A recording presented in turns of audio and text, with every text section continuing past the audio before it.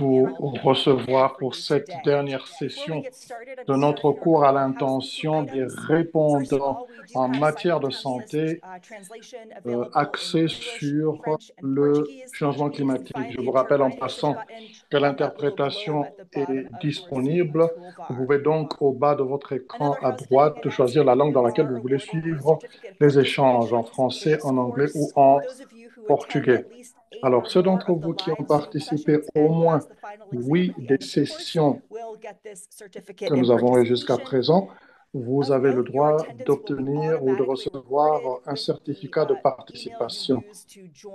Bien sûr, j'espère que vous vous êtes assuré que vous rejoignez les réunions avec l'email que vous avez utilisé pour pouvoir vous inscrire. Alors, comme ça, c'est notre dernière session. Je vais vous donner davantage d'informations sur l'examen final. Une chose importante à savoir, c'est que quand vous allez passer l'examen, on va vous demander d'utiliser votre adresse email. Donc, utilisez la même adresse email que vous avez utilisée pour vous inscrire à ce cours. Cet examen sera ouvert cette nuit et sera fermé le dimanche. Alors, nous allons vous envoyer un email après la fermeture de cette dernière session pour que vous puissiez avoir le lien pour accéder aux examens. Il y aura 25 questions, certaines à choix multiples, certaines où il faudra répondre vrai ou faux. Et il faudra effectuer cet examen en une fois. Donc, il ne faudra pas vous connecter, vous déconnecter, vous reconnecter encore. Vous vous connectez, vous faites l'examen, vous finissez. Alors, ce cours a couvert plusieurs sujets émergents qui concernent l'Afrique et aussi quelles sont les étapes à franchir pour que le continent soit mieux équipé pour répondre aux problématiques qui ont été mentionnées pendant ce cours.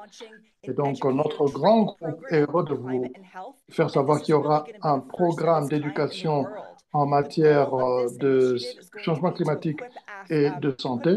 L'initiative a pour but d'équiper les individus en Afrique de mieux assimiler les contenus de ce genre de formation et de transmettre ces connaissances dans leur propre communauté. Nous avons pour but d'avoir environ 50 participants pour ce cours, ce qui sera plus comme une communauté de pratique qui sera appuyée par les facultés expertes qui travaillent dans la mise en application de ce cours. Et ça sera un cours qui couvrira 15 sessions, qui débutera en février 2025. La chose importante à retenir, c'est que ce cours, euh, on y accède seulement par candidature.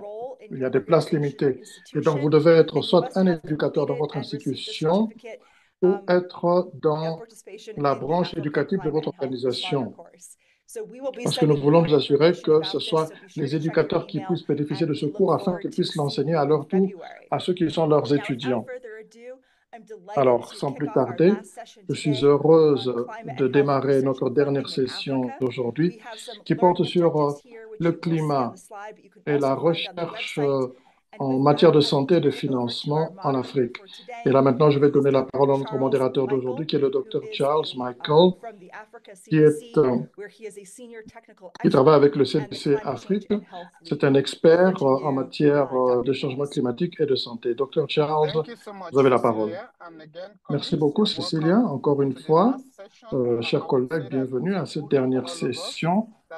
Et je pense que nous sommes tous heureux d'avoir effectué ce marathon. Aujourd'hui, nous avons une session particulière où nous aurons des érudits, de bons connaisseurs en matière de changement climatique. On l'a perdu. Donc, nous avons, vous serez d'accord avec moi que durant les dernières semaines, avec toutes les sections que nous avons couvertes concernant le changement climatique et la santé, nous avons déjà une image très claire. Mais il reste une question importante qui est comment gérer la problématique des finances. Alors aujourd'hui, j'ai trois panélistes. Premièrement, Madame Madeleine Thompson, responsable des impacts et adaptations dans le groupe appelé Wellcome Trust International. Vous êtes la bienvenue, Madeleine. Nous avons aussi M. Samuel Oti, qui est un responsable spécialiste des programmes au niveau de l'Initiative internationale de développement pour la santé mondiale. Il travaille aussi beaucoup dans les politiques et les innovations numériques. Et puis enfin, il y a Mathieu, Mathieu Tcherchich, qui est un professeur et un chercheur au niveau de Witwatersrand University en Afrique du Sud, qui travaille beaucoup sur les stratégies d'adaptation climatique pour les populations africaines. Donc, nous aurons ces trois panélistes à qui seront adressées un certain nombre de questions qui vont nous permettre à mieux comprendre comment est-ce qu'on peut renforcer le pilier des finances en matière de climat, changement climatique et santé. Alors, sentez-vous aussi libre d'utiliser le chat pour pouvoir poser vos questions afin qu'on puisse les leur adresser. Alors, je reviens aux panélistes. Encore une fois, je vous dis bienvenue. Vous savez que le changement climatique est un sujet très dynamique, surtout dans le contexte africain. Et nous essayons de voir quels sont les instruments, les mécanismes financiers qui peuvent contribuer à la recherche en matière de santé et de changement climatique ici en Afrique. Alors, parmi nos participants, nous avons certains chercheurs. J'aimerais donc commencer avec vous, Madeleine. Quel est votre point de vue par rapport aux instruments, aux mécanismes financiers qui existent pour l'Afrique et les chercheurs africains? Vous avez la parole, Madeleine. Merci beaucoup. Je suis vraiment heureuse d'avoir cette opportunité de rejoindre cette grande communauté en Afrique. Donc, je travaille dans une organisation philanthropique qui est basée au Royaume-Uni, mais qui a une étendue mondiale. Nous avons 212 programmes de santé pour appuyer les chercheurs dans le monde entier sur la santé dans le monde. Donc, nous sommes aussi une des organisations philanthropiques qui finance énormément ce genre de recherche. Et bien sûr, comme vous l'avez dit, c'est important de savoir comment accéder à ces financements parce que c'est un catalyseur d'innovation. Faire le travail qui est fait aussi bien par le gouvernement que par le secteur privé, qui comporte des risques pour travailler sur de nouvelles. Il y a quelqu'un qui parle là, il y a une interférence. Alors, dans le contexte africain, nous voyons qu'il y a encore un grand manque de financement dans ce domaine, mais la situation est en train de changer déjà.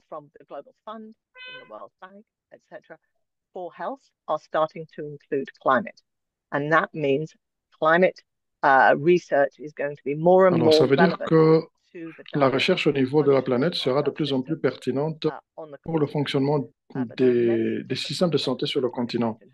Il y a plusieurs aspects pour le changement climatique et la santé qui nécessitent des recherches.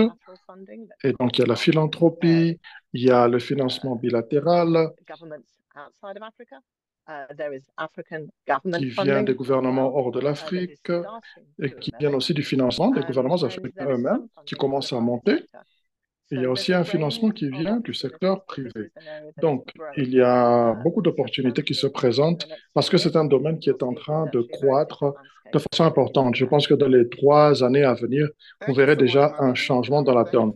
Merci beaucoup, Madeleine, et merci d'avoir souligné ces éléments clairement. Chers collègues, j'espère que vous avez pris des notes.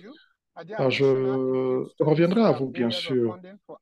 Alors, pour ce domaine de financement pour la recherche en Afrique, certainement qu'il y aura quelques éléments à ajouter. Je m'appelle Sam Oti. Je travaille avec ACRC, qui est une agence de financement canadienne qui a été créée par une loi édictée par le Parlement il y a 15 ans. Et nous travaillons sur plusieurs sujets de gouvernance, y compris la gestion des effets du changement climatique. Alors, juste pour ajouter à ce que Madeleine a dit, il y a des opportunités énormes pour le secteur de la santé afin d'avoir un financement dans le secteur de la santé. On peut avoir des financements On a par exemple le Fonds vert pour le climat. Ces fonds donc existent et potentiellement ils sont disponibles. Mais jusqu'à présent, je pense que c'est juste 0,5% de financement qui est dirigé vers la santé. Donc, il y a un grand potentiel puisqu'il y a de grandes lacunes et le secteur de la santé n'a pas encore pleinement exploité ces opportunités. Ayant dit cela, je pense qu'on doit se concentrer sur comment on peut renforcer les capacités du secteur de la santé pour accéder à ces instruments, parce qu'il y a un processus qui parfois est bureaucratique. Par exemple, je parlais à quelqu'un il n'y a pas longtemps qui était avec une agence européenne de financement, qui avait été accrédité pour accéder au fonds vert, mais ils ont perdu leur accréditation et ils ne l'ont pas renouvelé. Pourquoi? Parce que le processus était trop bureaucratique. Alors imaginez un ministère de la Santé dans nos pays africains, ça doit être encore plus difficile de parcourir ces ces labyrinthes bureaucratiques. Alors, que ce soit les gouvernements, que ce soit les chercheurs ou bien le monde universitaire, comment accéder à ces fonds qui s'élèvent à des milliards de dollars américains? Bien sûr que ce sont des fonds réservés ou destinés à la lutte contre les changements climatiques ou les effets du changement climatique, mais puisque nous avons compris que le secteur de la santé a un énorme rôle à jouer là-dessus, nous devons nous y intéresser. Je vous rends la Thank you so parole. much, Sam. Yeah, Merci thank you so beaucoup, much. Sam. I think those are well taken. And I think that is Je why this course pense was qu'on a bien initiated noté by this cela et consortium and the team, because we know that we ceci need avait été a initié research par ce capacity to be consortium et able cette to équipe assess parce some qu'on doit of these renforcer les funds. But I think capacités as you highlight d'accéder them and we à go through ces it, fonds. Mais comme that vous l'avez can be souligné, tailor down nous our retenons capacity aussi que nous pouvons commencer à finance some adapter of nos this funding opportunity. capacités pour And I'll pouvoir bring it back saisir to you, ces Matthew. opportunités de Um, financement. Je viens maintenant you've been vers a vous, researcher Mathieu. for a very long Vous êtes dans time. la recherche depuis bien longtemps.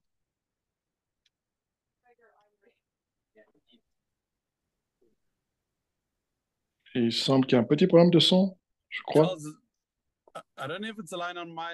Charles, de mon côté, je ne sais pas si c'est moi qui ai un problème de connexion, mais j'ai cru vous perdre Can you tout à hear me? l'heure. Confirmez que vous m'entendez, s'il vous plaît. Okay. Oui, Yeah. maintenant, So je vous entends. yeah, you've been a veteran researcher. Alors, So based on je your disais research que experience, what are vous the êtes most un pressing health, chercheur health chevronné. challenges facing Quels African sont les populations today? défis, les difficultés les plus pressantes que rencontrent les populations africaines quand il s'agit du changement climatique? Bon, c'est une question difficile. Je m'étais dit, on va peut-être prendre du recul, essayer de voir quelles sont les expériences que nous avons eues avec le changement climatique en Afrique et aussi où est-ce que le continent se retrouve pour l'instant. Alors, il y a toujours 6 ou 7 choses qu'il faut euh, expliquer. Euh, L'Afrique est la moins coupable dans cette crise du changement climatique parce que nous avons une industrie moindre. Mais donc, quand il s'agit d'accéder aux mécanismes, aux outils qui peuvent nous aider, par exemple, quand vous regardez dans le secteur de la santé, nous avons très peu de moyens pour pouvoir répondre à ces crises. Et quand vous regardez les structures mondiales, nous avons une très petite représentation dans les structures internationales. Et donc, parfois, nous ne savons pas comment procéder pour pouvoir avancer. Alors, je peux commencer par dire qu'il y a plusieurs difficultés, plusieurs défis, mais il y a un grand nombre d'opportunités, je peux dire.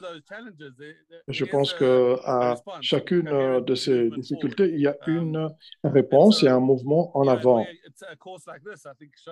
Alors, ce sont des cours comme celui-ci qui créent de l'intérêt, qui permettent de créer des systèmes pour que nous puissions répondre à certains de ces défis. Alors, juste pour souligner certains éléments, si vous regardez avec une vision panoramique ce qu'il y a dans toute l'Afrique, au niveau du secteur de la santé, nous ne sommes pas impliqués, nous ne sommes pas assez impliqués dans la prévention. Donc, notre secteur de la santé est encore en retard par rapport à la résolution des problèmes liés au changement climatique. Et pourtant, nous devrions être impliqués au niveau international, au plus haut niveau, au niveau international. Euh, euh, il n'y a pas assez de pays qui se sont vraiment engagés à fond là-dedans. Alors, quand je parle de la prévention ici, je parle des étapes au niveau de la santé publique que nous devons prendre, des stratégies de la santé publique pour contrôler les émissions des carburants fossiles et d'autres éléments dans la santé publique. Et ça, c'est quelque chose qui n'a pas encore été pris à bras le corps. Et aussi, Charles, nous avons besoin d'avoir un système de surveillance en place qui nous permette d'évaluer les coûts en avance, qui vont nous permettre de comprendre et d'avoir, comme qui dirait, des panneaux avertisseurs qui vont nous montrer quelle direction nous devons prendre avant que les incidents ne se présentent. Donc, ça, je vous donne une réponse déjà brève pour l'instant. J'espère que j'ai répondu à la question. Oui, merci. Alors, ce que je retiens, vous avez fait allusion au fait que l'Afrique a de très nombreuses difficultés par rapport au changement climatique et à la santé, mais la plupart de ces difficultés peuvent être résolues si nous donnons la priorité à la prévention. Et aussi, notre système de surveillance devrait être configuré pour que nous puissions anticiper un certain nombre de ces difficultés. Je pense que c'est clair et nous prenons note. Alors, je reviens à vous, Madeleine. Je voudrais savoir de votre part, votre organisation a fait beaucoup de travail par rapport au changement climatique. Il y a d'autres organisations pour le financement. Y a-t-il d'autres organisations qui ont fait un travail de recherche en Afrique? Ici, nous croyons que c'est important d'appuyer la science pour faire ce travail de recherche. Ce que nous disons, c'est que nos financements, nous sommes d'abord convaincus que tout le monde doit être impliqué dans le processus pour pouvoir aider les populations les plus vulnérables et ceux qui sont les plus exposés quand on regarde les impacts de la santé. Alors l'Afrique, nous avons déjà indiqué cela, comment notre financement se fait de trois façons, par un canal ouvert, parfois avec des appels ouverts ou parfois des appels limités. Nous invitons les institutions à s'approcher parce qu'il y a un processus de sélection, il y a des comités d'examen qui vont analyser les demandes ou les propositions. Nous avons aussi des appels qui sont limités aux chercheurs des pays à revenus faibles. Et là, bien sûr, aussi, on cherche à avoir davantage d'enquêteurs africains. Nous avons aussi certains appels qui sont limités aux pays du G7. Et nous avons des enquêtes que nous demandons dans le domaine de la santé, afin d'avoir certains experts en particulier qui vont travailler en Afrique.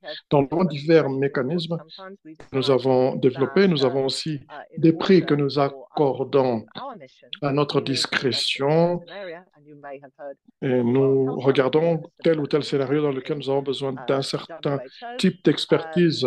Et nous travaillons aussi avec l'OMS pour qu'on puisse vraiment mettre la lumière sur les aspects du changement climatique dans les programmes mondiaux de la santé. C'est pourquoi nous faisons ce travail avec l'OMS. Et donc, bien sûr, nous respectons le rôle de l'OMS parce qu'il a un rôle particulier à jouer dans le monde. Nous faisons aussi des contrats dans lesquels nous voulons mieux comprendre les nouveaux domaines. Nous avons un programme spécifique sur le climat pour comprendre quelle est l'interface entre le changement climatique et la santé mentale. C'était un dialogue qui avait beaucoup de dialogues, d'échanges en Afrique avec les ministères africains. Donc là, c'est dans un cadre d'un contrat parce que là, nous posons des questions spécifiques. Il y a donc des mécanismes de financement appropriés pour cela. Il y a certaines cibles que nous avons adressées à certaines formes d'expertise. Nous avons aussi des activités nouvelles et spécifiques pour le financement en Afrique. Mon collègue est en train de développer le concept de la science et des politiques en Afrique. C'est une discussion qui est en cours pour l'instant pour savoir comment est-ce que cela peut être développé. Il y a un processus non seulement pour appliquer, pour demander la candidature, pour présenter sa candidature afin de devenir un centre dans un pays africain où se réuniront les chercheurs pour pouvoir effectuer leurs recherches. Alors, très souvent, on a de gros financements. Par exemple, dans notre impact, nous regardons 2 ou 3 millions de livres sterling comme subvention. Nous regardons aussi quelles sont les recherches peut-être plus petites qui ont besoin de financement. Alors, nous travaillons aussi avec d'autres bailleurs de fonds pour apporter des subventions plus petites pour avoir plus accès à davantage de chercheurs africains afin de booster la recherche le plus loin possible. Merci beaucoup. Je peux aussi ajouter une chose. I think that's been quite Oui. elaborate. Non, je pense que ce que vous avez dit est assez clair. Et on a cette opportunité qu'on peut saisir. Il y a quelqu'un qui a un micro allumé et qui fait du bruit en background. Là, on n'entend pas bien. And check for opportunities that are associated with our various research areas. And thank you very much. Yeah, so one last word on that. Un dernier commentaire de Madeleine. Quand vous allez sur notre site web, vous pouvez vous inscrire pour avoir un bulletin qu'on peut vous envoyer par email qui vous donnera des informations sur les opportunités de recherche. Bien sûr aussi, on cherche à investir dans 1 ou 2 centres de recherche qui vont aider les scientifiques africains à accéder à notre subvention, parce que vous savez que ce n'est pas facile d'accéder directement à des subventions. Mais sinon, si vous êtes inscrit, vous vous êtes déjà rapproché de la structure par laquelle vous pourriez obtenir des subventions avec le temps. Alors, est-ce qu'il y a des initiatives que l'IDRC a en vue pour pouvoir renforcer les capacités de l'Afrique et comment vous vous assurez que ceci soit durable dans le temps? Parce qu'il y a des initiatives que l'IDRC a entreprises pour renforcer les capacités de l'Afrique et comment est-ce que vous vous assurez que ces efforts puissent avoir un impact durable? Oui, j'espère que vous m'entendez clairement. On m'a dit tout à l'heure que mon micro avait un petit problème. On vous entend clairement maintenant. Merci, merci Charles. Comme je l'ai dit, notre mandat, c'est de financer la recherche dans le Sud, dans les pays du Sud, afin de renforcer la recherche dans cette région du monde. Alors, traditionnellement, vous pouvez penser à la façon dont on approchait le renforcement des capacités dans ces pays. C'était à 2 niveaux. On pouvait regarder le renforcement des capacités organisationnelles ou le renforcement des capacités individuelles. Dans le passé, on avait beaucoup de financement pour le renforcement des capacités des individus. Il y avait des bourses, par exemple. Nous avions contribué au doctorat en recherche pour les Africains. Donc, ça, c'était essentiellement des bourses qui étaient réservées pour les chercheurs africains afin de renforcer leur instruction. Mais de plus en plus, nous nous concentrons sur le renforcement des capacités de recherche des institutions. Alors, ce que nous faisons, c'est de faire le renforcement des capacités sur le terrain plutôt que de donner des bourses aux individus isolés comme ça. Par exemple, on peut établir ce qu'on appelle une structure de recherche. On lance un appel, on invite des Africains à présenter leurs propositions pour des recherches dans une institution dans le Sud, dans les pays du Sud, sur un sujet thématique qui est afférent. Et puis, nous facilitons la tâche à ces chercheurs qui vont travailler avec d'autres chercheurs chevronnés et nous leur demandons de travailler ensemble et d'être les mentors, les coachs, si vous voulez, de ces plus jeunes chercheurs dans ces domaines. Et donc, c'est juste un exemple. Et même au-delà de la recherche, dans les projets que nous appuyons, nous encourageons nos bénéficiaires d'inclure une bourse peut-être pour que cela puisse couvrir tous les angles. Et aussi, bien sûr, nous insistons sur la nécessité d'avoir un certain équilibre entre les genres, entre les hommes et les femmes.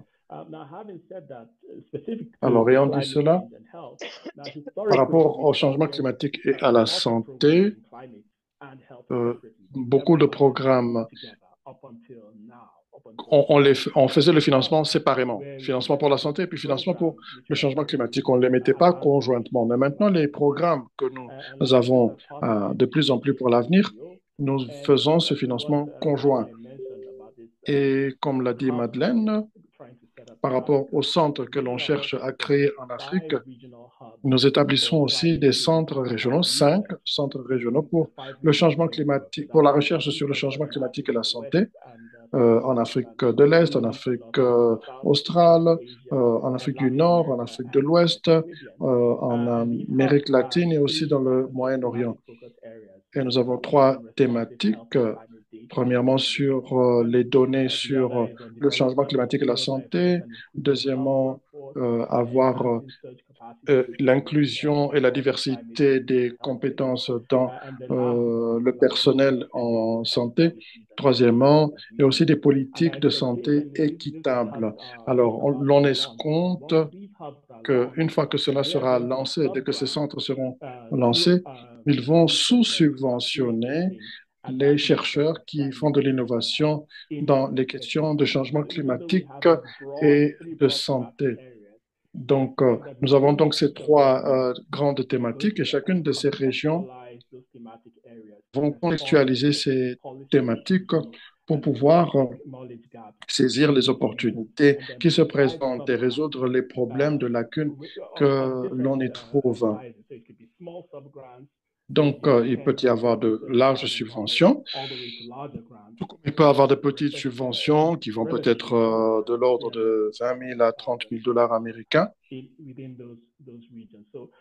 dans ces régions. Donc, j'encourage tous les participants les yeux ouverts à regarder leur propre région.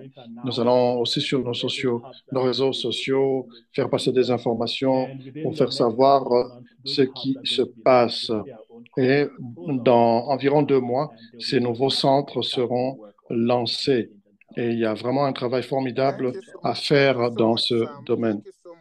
Merci beaucoup, Sam. Chers collègues, si vous avez écouté attentivement, vous verrez qu'il y a beaucoup plus d'opportunités que ce que nous pensions. Et je pense que ça nous donne l'occasion d'interagir et d'accéder à ces financements. Moi aussi, il y a certaines de ces choses que j'entends pour la première fois. Donc, continuons à discuter de ces questions, considérons ces opportunités, allons aux différents sites web et je pense que nous pouvons aussi en profiter. Alors, je pense que ici, l'on voit certaines difficultés qui ont été mentionnées tout à l'heure. On voit plusieurs opportunités. Une des choses mentionnées par Madeleine, c'est le fait que les demandes ou les candidatures demandent certaines capacités. Et ça me ramène à poser cette question. Vous avez travaillé dans des centres de recherche énormes en Afrique. En quoi c'est important d'avoir le renforcement des capacités pour s'assurer que les chercheurs locaux puissent faire leurs recherches? J'aimerais ajouter aussi une chose. il n'y a pas eu beaucoup de réflexion sur ce nexus entre le changement climatique et la santé. Mais maintenant que ça devient de plus en plus important, maintenant que ça devient de plus en plus évident, comment est-ce qu'on peut renforcer les capacités des chercheurs pour qu'ils soient de plus en plus efficaces dans ce domaine? Mathieu, vous avez la parole. Merci Charles, et merci Madeleine aussi. Si je peux commencer par dire que une chose à laquelle on ne s'attendait peut-être pas. Moi, je me préoccupe pas tellement de la taille des capacités en Afrique. C'est pas ça qui me préoccupe tellement. Je peux vous donner un exemple pour vous expliquer pourquoi. La conférence que nous aurons la semaine prochaine au Zimbabwe, il y a un financement. Je ne me rappelle pas combien de candidatures avaient été présentées, mais c'était en tout cas des candidats avec de très bonnes qualifications, mais qui n'ont pas pu avoir de financement, des chercheurs. Et il y a aussi 600 documents, des propositions qui avaient été faites. Et je pense qu'on n'en a retenu que 250. Donc, pour quelqu'un qui se fait des soucis par rapport aux capacités de recherche, ça, c'était quand même une grosse réponse. Et c'était de grosses factures, en fait, de très bonne qualité. Alors, je pense que nous avons déjà quand même de bonnes capacités. Et quand on regarde le changement climatique et la santé, par exemple, au niveau de la santé, les recherches liées au VIH-Sida, quand on regarde durant les 20 ou 30 dernières années, les efforts et les progrès qui ont été réalisés en matière de recherche pour le VIH-Sida, ça donne déjà de l'espoir sur ce qui peut être fait sur les autres aspects de la santé, mais cette fois-ci liés au changement climatique. Alors, nous trouvons que c'est très intéressant de voir cette capacité déjà existante. Alors, on a aussi parlé des opportunités qui se présentent. Il y a un certain nombre d'opportunités pour beaucoup de chercheurs sur le terrain. Alors, une autre chose peut-être par rapport aux capacités, c'est que plus nous apprenons avec l'intelligence artificielle, si nous utilisons cela correctement, nous pouvons renforcer ces capacités et combler les lacunes. Donc, moi, mon souci n'est pas tellement au niveau des capacités. Moi, ce qui me préoccupe, c'est qu'il y a des lacunes dans nos diverses disciplines. Tout à l'heure, il y a une question qui faisait allusion aux lacunes. Par exemple, on a des chercheurs qui n'ont pas une bonne compréhension sur certains aspects liés au changement climatique. Je pense qu'il y a certaines de ces niches dans ces disciplines. Et aussi, pour terminer, il y a une chose qui me préoccupe, c'est que les gens qui ont les capacités, déjà en Afrique, souvent ne sont pas capables eux-mêmes de se mettre à l'avant dans cette lutte que nous avons. Et aussi donc d'écrire des propositions ou d'être les premiers auteurs des travaux auxquels ils participent, des écrits auxquels ils participent. Donc, qui dans nos organisations peuvent devenir comme des pionniers? Puis le tout dernier point, les capacités que nous pouvons augmenter chez nous, en interne, certaines initiatives, par exemple cette initiative-ci, sont importantes. Les relations entre le Nord et le Sud deviennent un peu plus équilibrées. Je pense que on finit par se regarder comme des égaux. Le travail dans lequel je suis impliqué maintenant, on travaille beaucoup avec le Nord et ils acceptent nos travaux aussi. Donc, l'importance de l'apprentissage commun nous permet de croître ensemble et donc d'avoir un monde multidisciplinaire. Donc, c'est un peu ce que je peux vous dire, même si parfois je me disais, est-ce que je m'exprime assez clairement? Alors, je voulais juste clarifier une chose. Si je vous ai bien entendu, l'une des choses que vous avez dit, c'est qu'on a quand même déjà des capacités en Afrique, mais les capacités d'évaluer les financements disponibles. Qu'est-ce que vous pensez par rapport à comment est-ce qu'on peut rendre les chercheurs africains plus compétitifs dans leur recherche de financement afin qu'ils deviennent de plus en plus compétitifs au niveau mondial? Bon, votre question est très nuancée.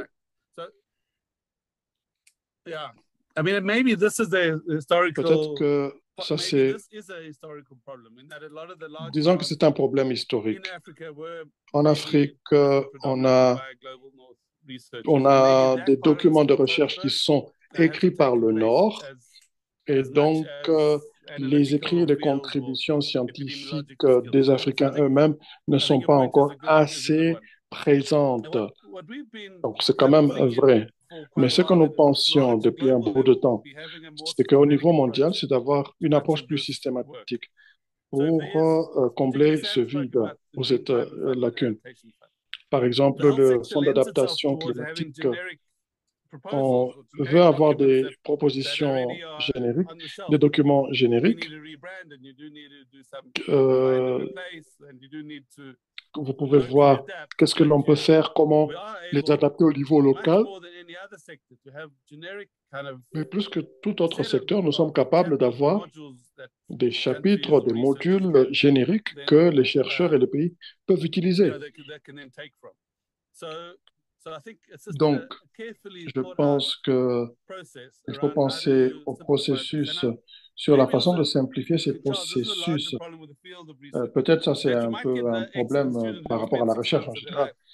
Vous pouvez avoir des étudiants qui passent 6 mois en train de travailler sur des documents, et puis ils finissent, c'est un très bon travail, mais ce travail qu'ils ont fait ne se traduit pas dans de nouvelles politiques ou bien ne se déverse pas dans les recherches mondiales.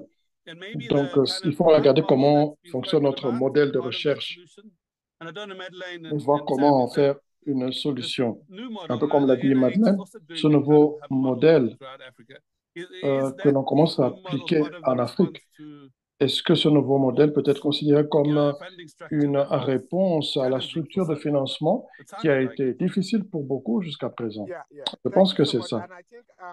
Merci beaucoup. Je pense que Madeleine voudrait intervenir, mais je voulais donner aussi une réponse par rapport à une autre question qui est adressée à elle spécifiquement. On a mentionné que le renforcement des capacités est important pour les actions par rapport au changement climatique. Et nous parlons du renforcement des capacités en dehors de la connaissance technique. Comment est-ce qu'on peut capaciter les individus pour qu'ils deviennent davantage compétitifs pour la mobilisation des ressources financières? Comment est-ce qu'on peut appuyer les chercheurs africains pour développer les compétences et la connaissance pour effectuer des recherches en matière de changement climatique et de santé? Votre micro est éteint. Madeleine, unmute still. Yeah. Sorry. Apologies. Sorry. I was just trying to make sure you didn't hear me coughing. So when we have a cohort of alors, quand nous avons un certain nombre de bénéficiaires ou de candidats qui se présentent, nous utilisons un mécanisme où on s'assure que ces chercheurs sont rassemblés afin qu'on puisse appuyer leur travail. Et puis aussi, ils travaillent collectivement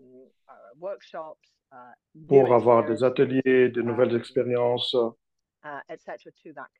etc. Donc ça, c'est une façon d'opérer.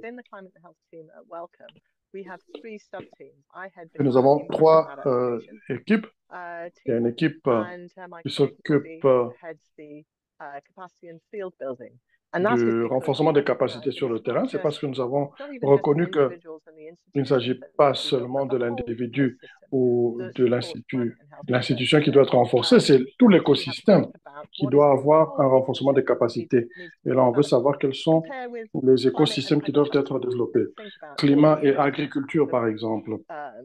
Vous pensez aux ramifications, les journaux, les cours. Donc, nous avons tout un écosystème construit là-bas. Nous avons des institutions qui doivent être renforcées. Et je pense que les centres de recherche sont une façon d'établir ou renforcer la connexion entre la recherche et les politiques, ce qui est difficile à faire dans beaucoup de structures universitaires, et permettre que les centres de recherche sont plus flexibles. Ils peuvent être modifiés et adaptés afin de renforcer les capacités dans ce domaine-là. Et puis, quand vous pensez à la question qui concerne toute la planète, en fait, nous disons, vous ne pouvez pas faire quand même un travail sur le renforcement des activités de lutte contre les effets du changement climatique à l'échelle planétaire de façon isolée. Il faut avoir des organisations telles que l'OMS, par exemple, avec lesquelles on travaille pour renforcer les capacités des communautés de santé axées sur le changement climatique. Et donc, on regarde comment est-ce que ces communautés sont en train de faire leur travail et comment est-ce que ça contribue aux activités de lutte contre le changement climatique au niveau planétaire. Donc, voilà un peu une image que je peux vous donner. Merci beaucoup, Madeleine. Merci pour ces observations. Je reviens à vous, Sam. Vous voudriez que je réponde sur... Vous voulez que je réponde sur la question des capacités? Oui, je voulais que vous puissiez répondre, mais aussi apporter une nuance là-dessus. Je regarde certains des facteurs essentiels que vous avez considérés dans le financement. Oh là là, on l'a perdu. Vous m'entendez? Oui. Quels sont les facteurs essentiels considérés par votre organisation pour les propositions de recherche liées au changement climatique et à la santé en Afrique? C'est bien que les participants dans ce forum comprennent certains de ces éléments clés qui sont des prérequis que vous considérez lorsque vous déterminez le financement aux recherches faites sur le changement climatique lié à la santé. Donc, qu'est-ce qu'il faut considérer? Merci beaucoup, Charles. La question du renforcement des capacités est utilisée, disons, par les bailleurs de fonds. Quand il s'agit des pays du Sud, je ne dis pas ça comme une excuse. C'est peut-être une excuse pour ne pas faire le gros du travail, d'être très, très concentré et s'assurer que l'on travaille avec les locaux. Parfois, cela est un peu oublié. Parce qu'après tout, nous voulons être dans un monde de méritocratie, n'est-ce pas? Mais cela peut rendre les choses un peu difficiles. Alors, ce que nous avons fait dans le passé et que nous continuons à faire maintenant, c'est d'être très délibérés dans la façon dont nous reconnaissons les capacités du Sud global, des pays du Sud. Donc, ils vont tout faire pour pouvoir se concentrer sur le renforcement des capacités, par exemple en matière de maladies non transmissibles. Nous avons réalisé que en ce temps-là, le renforcement des capacités était faible. Par exemple, en Afrique du Sud, ils avaient déjà des capacités. Ce qu'il fallait faire, c'était voir comment renforcer la collaboration entre les pays du Sud et voir comment les académiciens, les chercheurs qui avaient déjà ces capacités pouvaient établir des partenariats avec d'autres institutions qui étaient plus faibles en termes de capacité. Et voir aussi comment ces chercheurs et ces institutions de recherche en Afrique du Sud, par exemple, fassent des partenariats avec leurs pairs en dehors de l'Afrique du Sud, dans leur domaine respectif. Si vous ne faites pas cela, vous risquerez de maintenir ce cycle vicieux. Et même géographiquement, lorsque vous regardez notre portefeuille, ça va dans les pays habituels. Kenya, Ghana, Afrique du Sud, Ouganda. Qu'en est-il de l'Érythrée? Qu'en est-il du Sud-Soudan? Il faut être délibéré dans la façon dont on appuie les pays, même s'ils ont des capacités limitées. Alors, la question de savoir quels sont les critères que nous regardons quand nous recevons des propositions, plus souvent qu'auparavant, nous regardons où est l'opportunité de créer une politique, qu'est-ce qu'il y a à faire au niveau des politiques,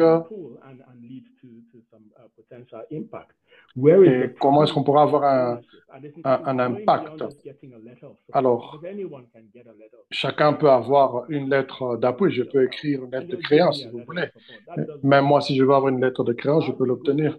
Mais comment est-ce que vous pouvez aller au-delà de cela pour démontrer que vous maîtrisez les outils que vous avez produits ou les évidences, les preuves qui ont été rassemblées dans votre projet? Donc, il faut avoir des gens qui soient capables de déterminer des politiques. Alors, c'est un processus que nous voulons appliquer dès le début. Il y a une autre question qui est très importante pour nous, c'est l'inclusion et l'égalité entre les hommes et les femmes. Et aussi, bien sûr, il faut penser aux groupes marginalisés. Il faut aussi penser à inclure les jeunes. Comment donc s'adresser à ce problème des inégalités? Donc, vos questions de recherche, vos instruments, ils utilisent des approches holistiques. Tous ces éléments sont très importants, sont des facteurs très importants.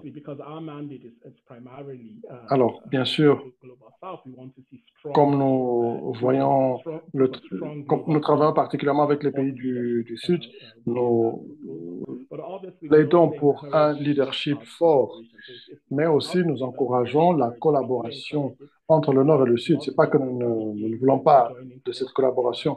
Nous pensons que c'est mieux de travailler ensemble. Ce que nous ne voulons pas, c'est qu'il y ait une sorte de collaboration par parachute, si vous voulez. Donc, une collaboration qui consiste à avoir des interventions quand il y a de gros problèmes. Merci beaucoup, Sam. Je pense que c'est très clair. Alors, si je peux souligner certaines choses que vous avez dites, chers collègues, lorsque vous élaborez vos propositions, c'est important de regarder la durabilité. Donc, les bénéficiaires doivent s'approprier ces initiatives. Vous devez aussi penser à la façon dont ces gens vont réellement adopter ce que vous allez leur apporter. Vous devez aussi faire des activités d'équilibre entre les genres, entre les hommes et les femmes, afin qu'il y ait un impact plus équilibré entre les hommes et les femmes. Et aussi, les interventions, vous regardez les interventions qui se concentrent davantage sur les pays du Sud. Ça, ce sont les éléments, quelques-uns des éléments qu'il a soulignés. Alors, à cause du temps, que nous n'avons pas vraiment, je voudrais revenir à Mathieu pour son dernier commentaire. Mais en gros, j'aimerais qu'il fasse un dernier commentaire sur les instituts nationaux de santé. Vu votre forte collaboration avec des institutions telles que l'OMS, quel est le rôle joué par les chercheurs africains? J'aimerais que vous y répondiez et que vous puissiez aussi donner, bien sûr, votre commentaire. Mathieu, vous avez la parole. Apologies. Sorry, apologies. Mathieu, votre micro. Je pense que ce qui est intéressant par rapport à ce nouveau champ, c'est que on a de fortes collaborations et travailler ensemble avec ce programme de recherche commun. Il y a beaucoup de travail qui a été fait par l'OMS, un travail qui a été fait par les universités pour préparer un programme de recherche cohérent. Et quand je regarde le financement qui se fait au niveau des pays du Sud, il y a déjà des discussions et des appuis mutuels. La coordination serait très importante pour la recherche. Si on peut travailler ensemble, donc si vous avez votre propre programme qui est important et qui s'occupe de ce qui est pertinent pour vous, de manière la plus cohérente pour vous, et si vous et vos partenaires mondiaux êtes ensemble, vous pouvez leur présenter une image qui vous montre exactement ce que vous recherchez et qui va leur permettre à eux de savoir où vous appuyez exactement pour éviter des gaspillages de ressources. Mais je pense que nous sommes en train d'avancer dans la bonne direction. Alors, je pense que ces financements jusque-là sont adéquats. L'OMS, comme l'a dit Madeleine, est un partenaire principal. Il n'a pas encore atteint son plein potentiel dans son rôle, mais sa capacité de représenter ou de parler aux gens du monde entier est très importante. Et même aussi quand on regarde la représentation au niveau des partenaires, il faut qu'on ait des gens qui soient membres d'un panel, qui comprennent les réalités sur le terrain et donc comprennent ce qui est nécessaire, de quoi on a besoin. Ce qui est difficile à comprendre, à moins que vous ne passiez du temps dans l'environnement concerné. Et donc, il faut voir comment avoir davantage de représentants. Il y a déjà un petit mouvement qui va dans ce sens-là. Donc, il y a beaucoup de gens bien intentionnés dans ces structures, mais il faudrait élargir ou augmenter leur présence afin d'être représentés et donc de conduire, de prendre les devants. Si je vous ai bien compris, je pense que vous renforcez l'idée que la collaboration est essentielle, le partenariat est essentiel. Mais en tant que chercheurs, nous devons dire clairement quels sont les domaines dans lesquels nous voulons collaborer et dans quels domaines nous voulons faire des recherches afin que nous puissions aussi répondre aux appels correctement. Je pense que c'est un peu le petit résumé qui montre qu'il faut des partenariats d'action orientés pour pouvoir réaliser les programmes de lutte contre les effets du changement climatique en matière de santé. Alors, je reviens à vous, Madeleine, pour votre dernier commentaire.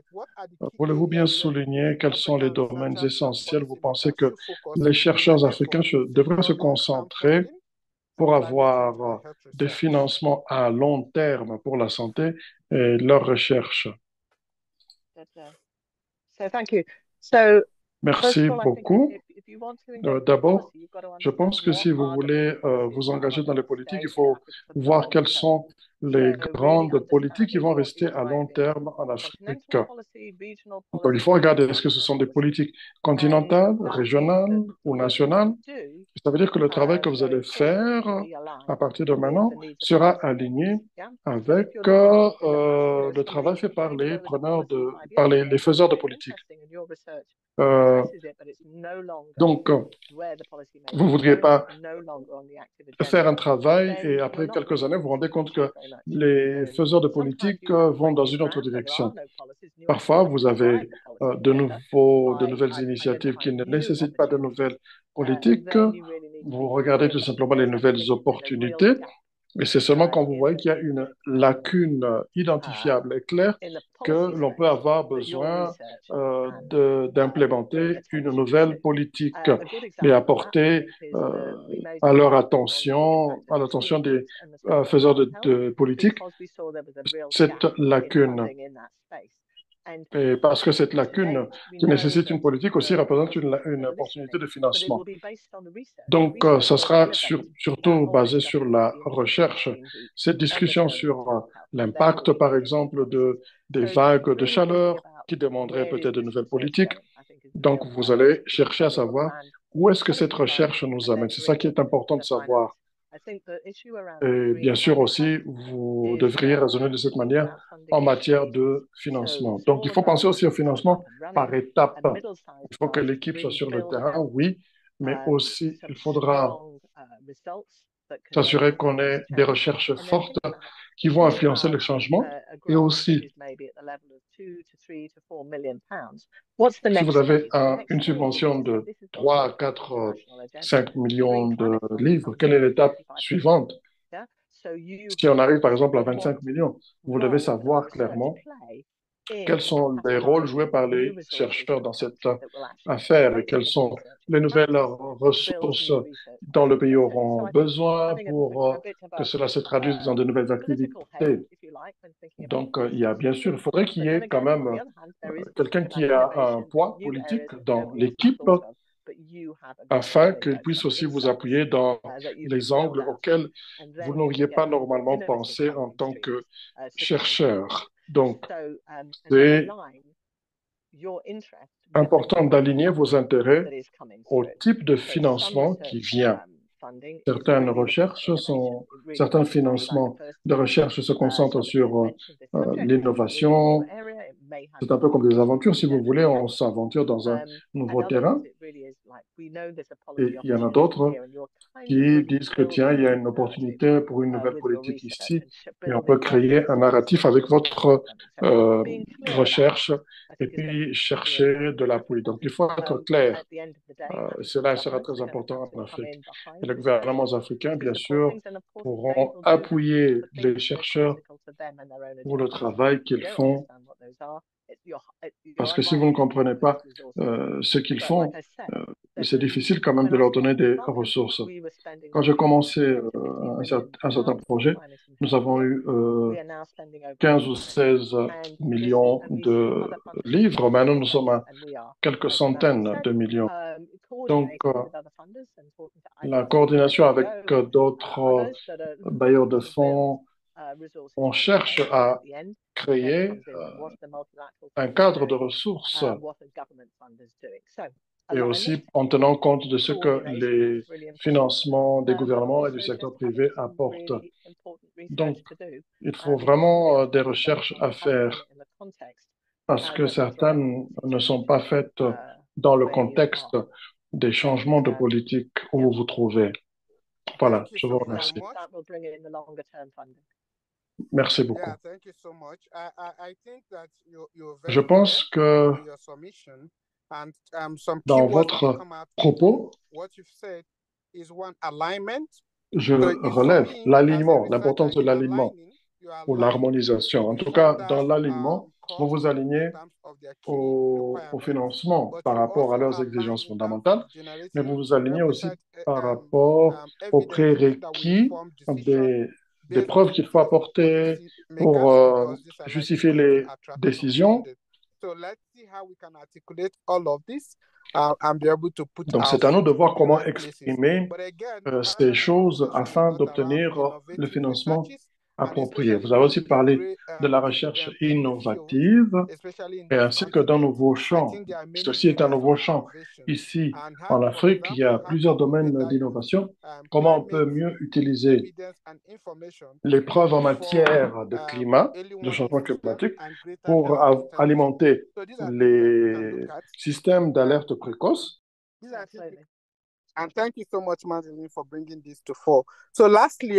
Et merci beaucoup, Madeleine, de nous avoir fait ces remarques.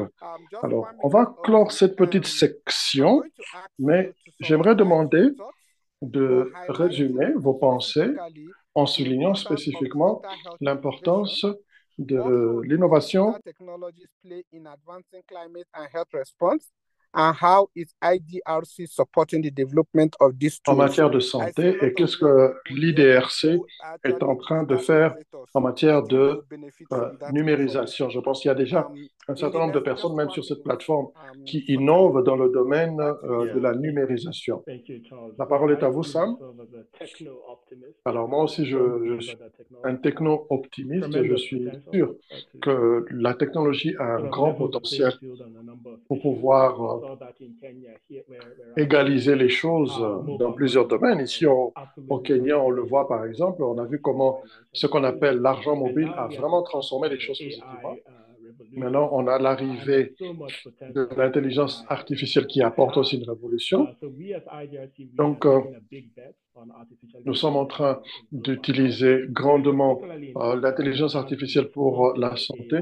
Et nous voulons aussi promouvoir l'utilisation l'utilisation morale ou éthique de l'intelligence artificielle pour les programmes que nous avons.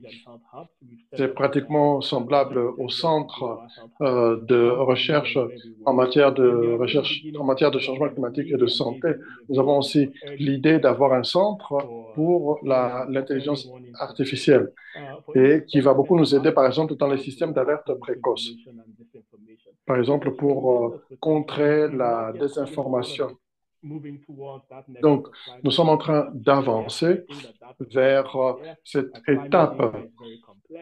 Des données sur la santé sont complexes et, bien sûr, l'intelligence artificielle peut beaucoup aider quand il s'agit de la gestion des données complexes et comment utiliser cela de façon judicieuse et pour pouvoir résoudre certaines des difficultés que nous avons.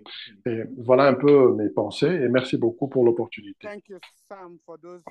Merci beaucoup, Sam, pour ces idées.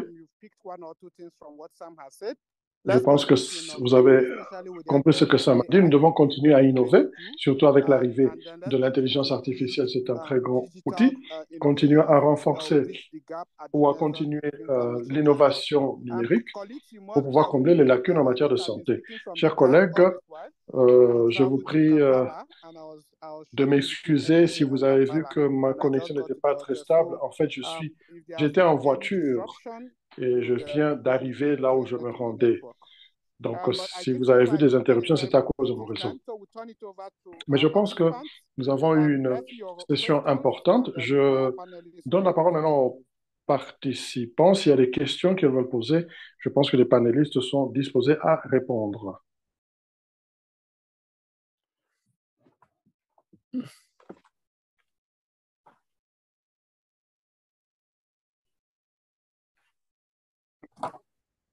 Dr. Charles, are you able to access the Q&A document?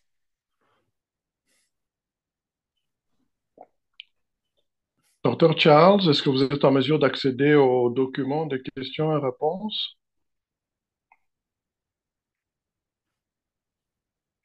Bear with us for 1 minute here. On a encore quelques minutes.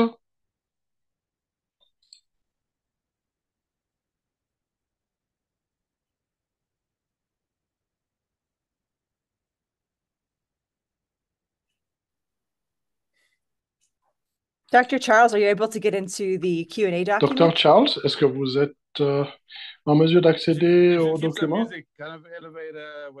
Yeah, I know. Peut-être qu'il y a de la musique qui devrait jouer pour le garder concentré. Oh, come on. No, you still got it. You still got it. Dr. Charles, I believe you're muted. We can't hear you. No, so I'm trying to get access to the Q&A document, but then one of the things I can see is alors, l'une des choses que je vois, c'est qu'il y a une question ici. Y a-t-il des positions par rapport au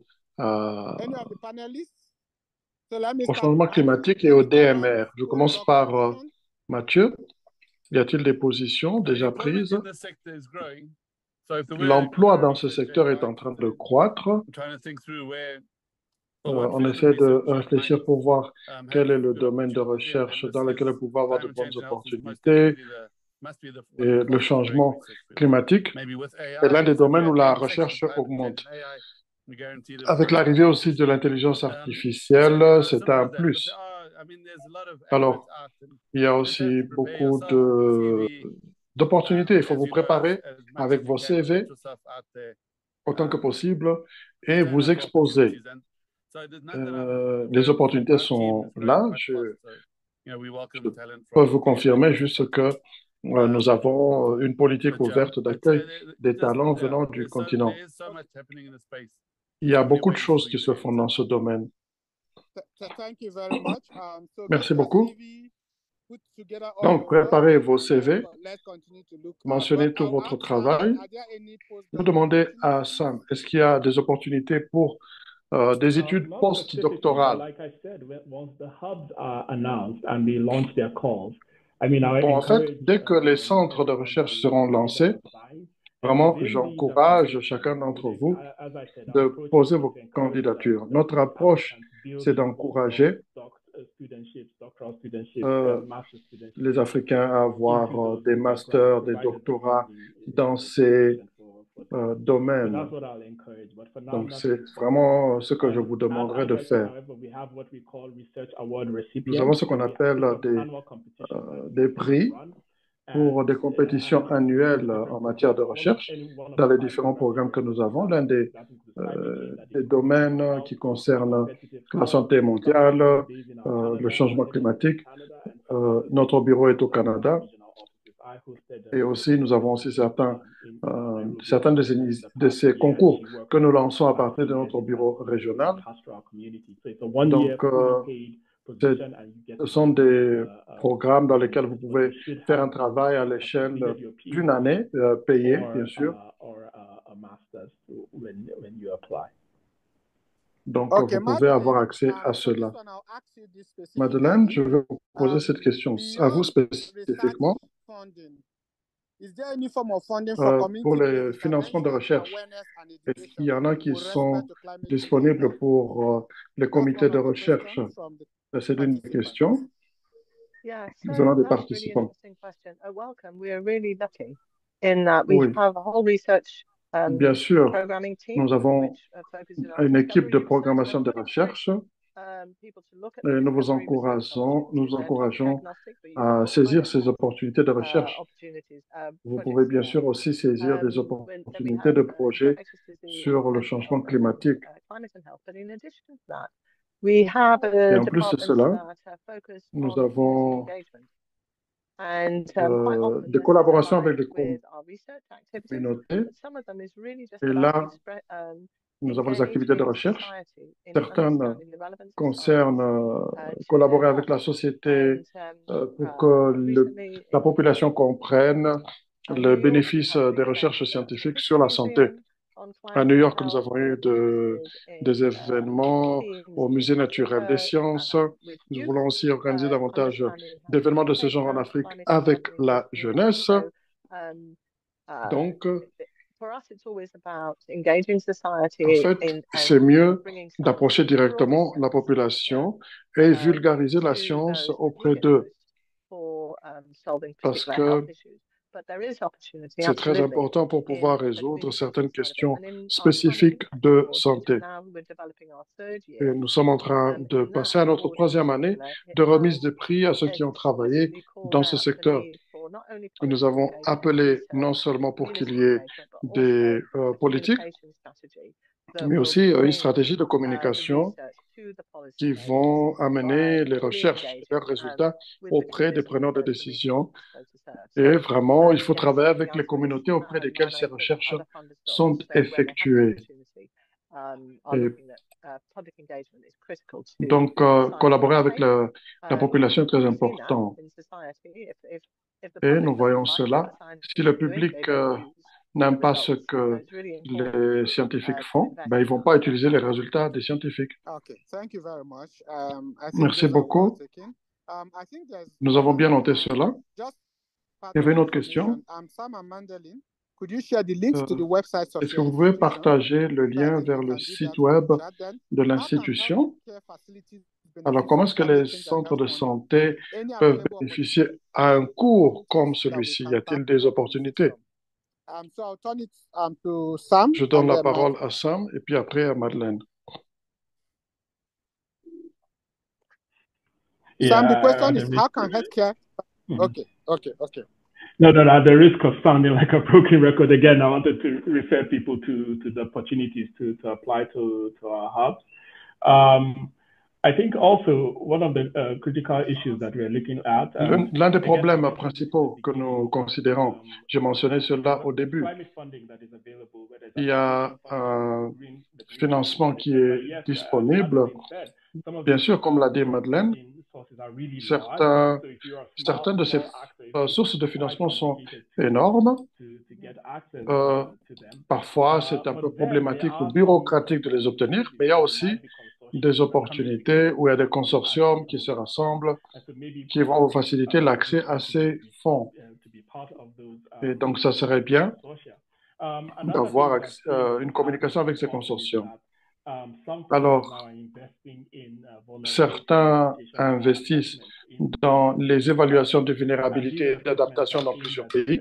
Et ces évaluations ont pour but d'informer les plans d'adaptation nationaux et certains autres concernent des établissements de santé. Donc, les opportunités d'impliquer les établissements de santé, je ne connais pas une opportunité unique, mais il y en a plusieurs qui font partie d'un écosystème ou d'un consortium. C'est là que vous pouvez trouver et le financement et l'opportunité d'impliquer les établissements de santé. Merci beaucoup. Madeleine, une petite minute, s'il vous plaît. Can you repeat the question, please? Vous pouvez répéter la question, s'il vous plaît. Charles, yeah, Sorry, sorry. can you Charles, repeat the question? je vais répéter la question. Me or Madeleine? Me or both? Yeah, I thought you wanted to make a comment. Sorry. Je pensais que vous vouliez faire un commentaire. Sam, Oui, je fais mon commentaire, en fait. slightly different view to you on some of the points you raised. I think Une we vue should start off différente. what we think the end Je game pense qu'il faut commencer avec l'objectif final. We end the conversation by thinking what's the end game. The end game is, Parce que in my view, on a des échanges, mais quel est l'objectif final au niveau des programmes, des établissements par rapport au changement climatique? Par exemple, si on dit, bon, dans tous les établissements de santé, on devrait avoir la capacité de traiter la question de la malaria, c'est bien. Et aussi, quand vous regardez les mécanismes internationaux de financement, il faut aussi avoir un financement national, mais qu'il y ait aussi un appel international. Alors, quand vous regardez cela, en tant que chercheur, nous amenons les preuves et nous enclenchons les activités. Sinon, on en finira point. Une dernière chose, je suis d'accord avec vous, c'est pourquoi nous avons besoin de regarder à nos propres ressources aussi dans le contexte des États membres.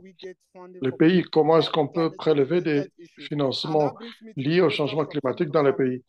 Mais ça m'amène à une question qui a été posée.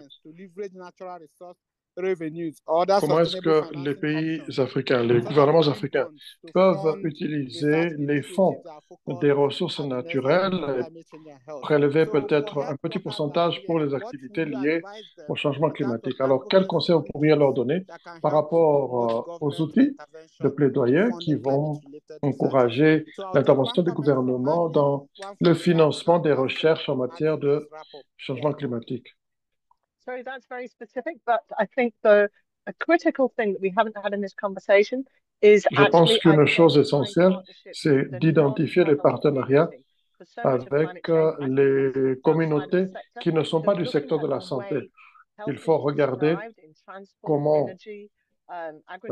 la santé est liée à l'énergie, à l'agriculture, voyez-vous, et donc voir comment approcher les autres secteurs, les secteurs qui ne sont pas secteurs de la santé, leur faire comprendre leur implication et les effets sur ces secteurs et comment travailler avec ces secteurs-là.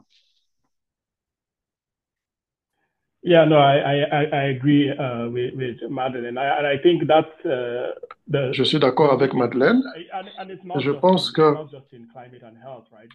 bien sûr, ça ne s'applique pas seulement à la santé et au climat.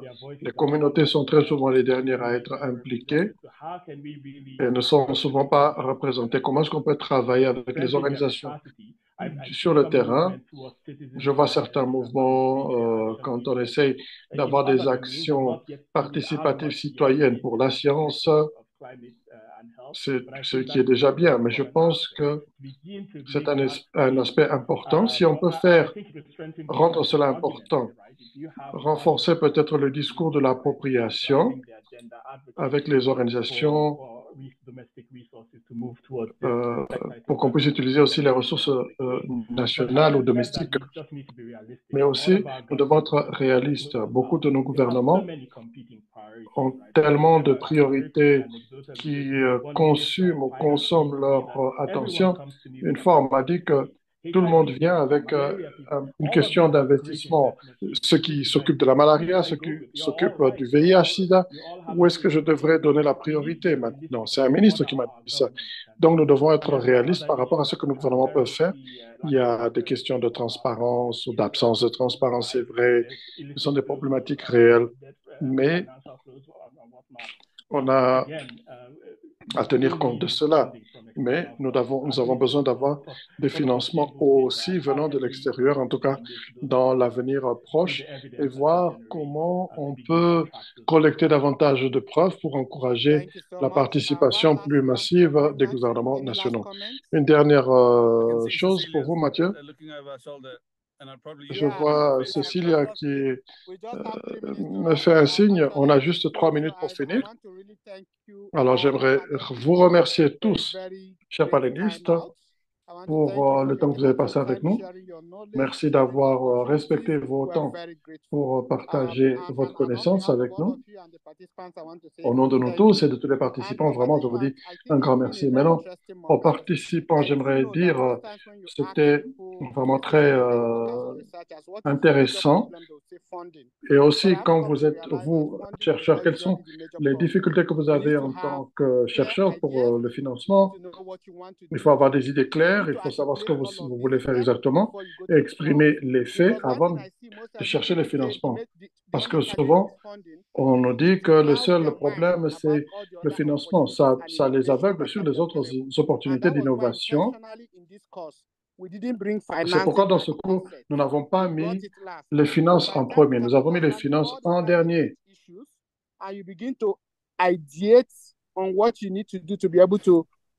Et nous voulons comprendre comment avoir une compréhension globale. Et c'est ce que nos panélistes ont fait. Alors, merci Madeleine, merci Sam, merci Mathieu pour ce temps que vous avez passé avec nous. Moi, je suis en Ouganda au niveau de l'Afrique, du CDC Afrique, parce que nous essayons de finaliser la stratégie continentale sur le changement climatique et la santé. J'aimerais dire que nous aurons un programme continental qui nous permettra de mieux traiter de ces problèmes. Et bien sûr, à travers l'Union africaine, nous avons une bonne plateforme dans laquelle nous pouvons parler aux chefs d'État et d'autres acteurs importants. Alors, j'aimerais rendre la parole à Cécile, juste à temps, et, qui va nous conduire dans le segment suivant, qui concerne le dernier mot des partenaires. Cécilia, la parole est à vous. Merci à tous les participants de nous avoir donné votre attention. Merci encore. Merci beaucoup. Merci à nos panélistes, à notre modérateur, Dr. Charles. C'est toujours un plaisir d'être avec vous. Alors, nous sommes pratiquement à la fin de notre cours. Ça a été un parcours incroyable durant ces 11 semaines. Nous avons eu des experts du continent tout entier. Nous avons eu votre rétroaction à vous, nos participants. C'est pourquoi vous êtes ici aujourd'hui.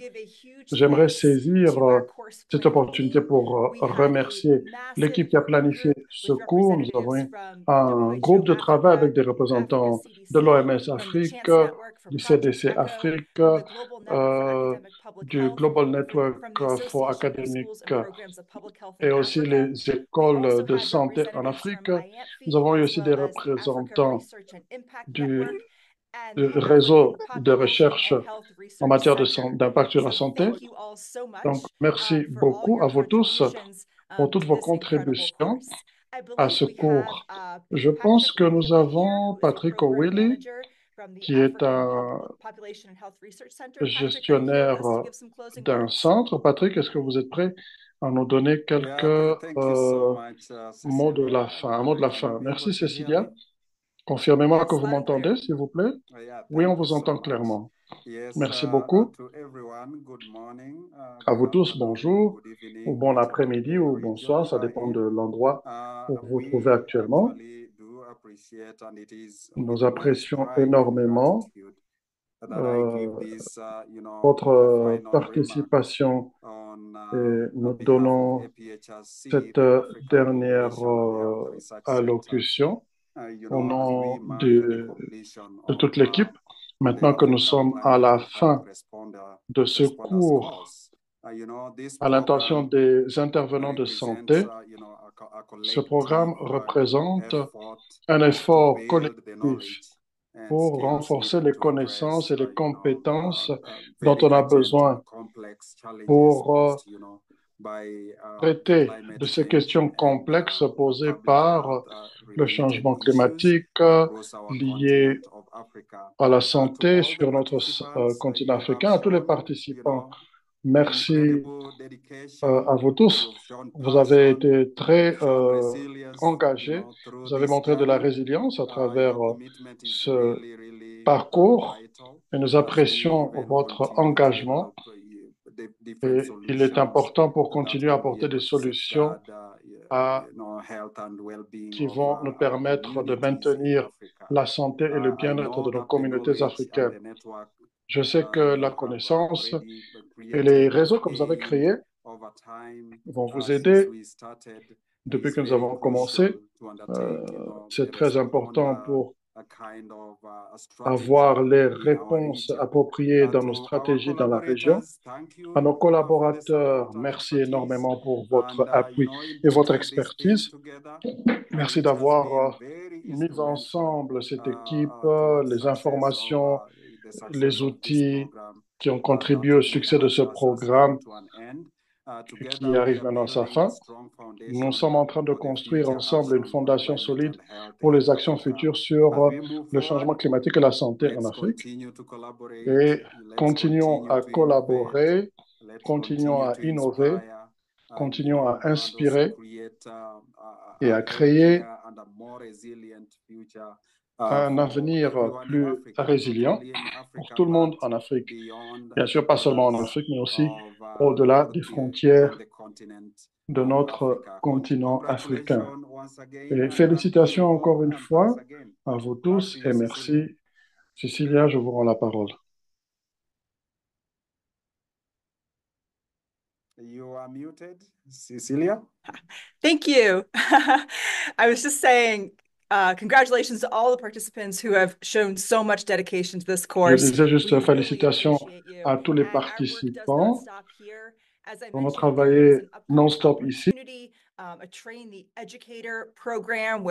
et nous saisissons cette opportunité d'inviter ceux qui auront participé en entier à ce cours de rester dans le réseau afin qu'il y ait davantage d'opportunités à vos communautés.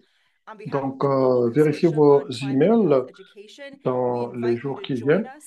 Nous vous inviterons bien sûr à nous rejoindre en tant qu'individu, en tant qu'organisation et en tant qu'institution académique.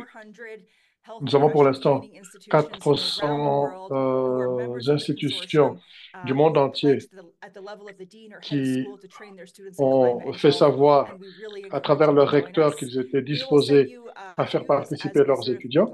Nous allons vous envoyer bien sûr des informations au fur et à mesure que nous planifions nos prochaines activités. Je pense que à la prochaine, nous allons encore avoir un cours semblable à celui-ci. Nous allons vous envoyer par email les informations dont vous avez besoin pour pouvoir y participer. Et en dit cela, nous vous remercions énormément et nous espérons que nous vous verrons très bientôt dans notre cours. Portez-vous bien. Bye bye.